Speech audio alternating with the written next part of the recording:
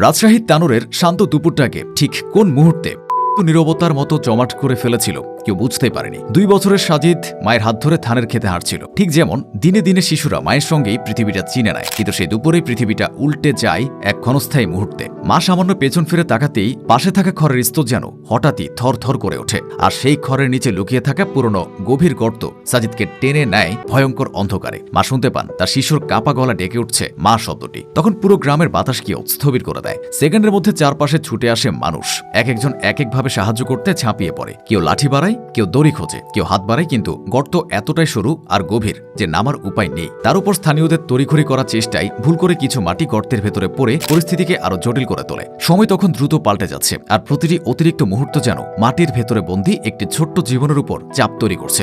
বেলা 2:30টার দিকে খবর পেয়ে দ্রুত ঘটনাস্থলে আসে উদ্ধারকারী দল। তাদের চোখে ভেসে ওঠে লোকজনের উৎকণ্ঠা, আর সেই উৎকণ্ঠার ভেতরে একটি প্রশ্ন, সাজিদ কোথায়, কতটা গভীরে, আর সে কি সাড়া দিচ্ছে? শুরু হয় সময়ের বিরুদ্ধে দৌড়। 3টি ইউনিট জড়ো হয়, পরিস্থিতি বিশ্লেষণ করে সিদ্ধান্ত নেয় পাশ থেকে নতুন সুড়ঙ্গ খোঁড়া হবে, যাতে শিশুটিকে না আঘাত করে নিরাপদে বের করা যায়। আর শুরু হয় এক্সকাভেটর লোহার দ্বারার ভারী শব্দ, যা যেন প্রতিটি আঘাতে অন্ধকারের ভেতরে পৌঁছাতে চায় যেখানে সাজিদ অপেক্ষা করছে। বিকেল গড়িয়ে সন্ধ্যা আসে, কিন্তু কাজ থামে না। গর্তের পাশের খালি জমি কাঁপতে থাকে যন্ত্রের চাপায়। মাটি উপরে উঠছে, নিচে যাচ্ছে, আর প্রতিটি থালা মাটি সরাচ্ছে 2টি ট্রাক্টর। গ্রাম যেন পরিণত হয় এক বিশাল উদ্ধার ক্ষেত্রে। চারপাশে নিঃশ্বাস থমকে থাকা, প্রার্থনা আর অদ্ভুত নীরবতা। মাঝে মাঝে কেউ কান পাচ্ছে নিচের দিকে, কেউ দূরে তাকিয়ে আছে যেন সময়টা দ্রুত এগিয়ে আসে। মাঝে মাঝে উদ্ধারকর্মীরা নিচে ভেসে আসার ক্ষীণ আওয়াজ খুঁজে শোনার চেষ্টা করে, কিন্তু চারপাশের হট্টগোল শব্দ পৌঁছে দেয় না। তাই এলাকা দড়ি টেনে ঘিরে ফেলা হয়, যাতে আর কোনো শব্দ শিশু পর্যন্ত না পৌঁছায়। রাত বাড়ছে, আর অন্ধকারটাও যেন আরো ভারী হয়ে নামছে। উপর থেকে টর্চ আর স্পটলাইট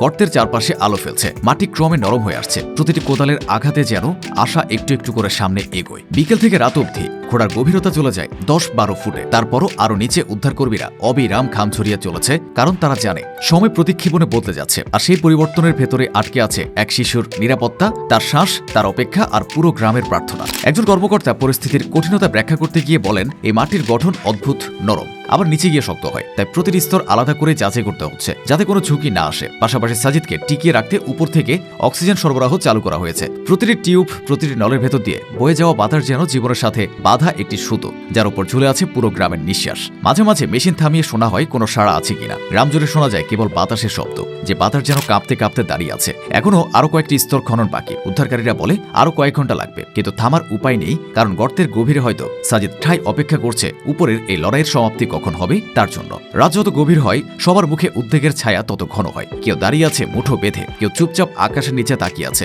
কেউ কেবল গর্তের দিকে তাকিয়ে মনে মনে বলছে, আর একটু, আর একটু। এই রাত পুরো গ্রামকে দাঁড় করিয়ে দিয়েছে এক প্রশ্নের সামনে, মাটি কি তার নিচে লুকিয়ে রাখা আলোটি ফিরিয়ে দেবে? উদ্ধারকারীদের প্রতিটি পায়ের ধাপ, প্রতিটি মেশিনের আঘাত, প্রতিটি নিস্তব্ধতার ফাঁকে ওঠা দম আটকানো কণ্ঠস্বর বলে দেয়, এই লড়াইটা শুধু একটি শিশুকে উদ্ধার করার নয়, বরং সময়কে চ্যালেঞ্জ ছুড়ে দেওয়া একটি মুহূর্ত।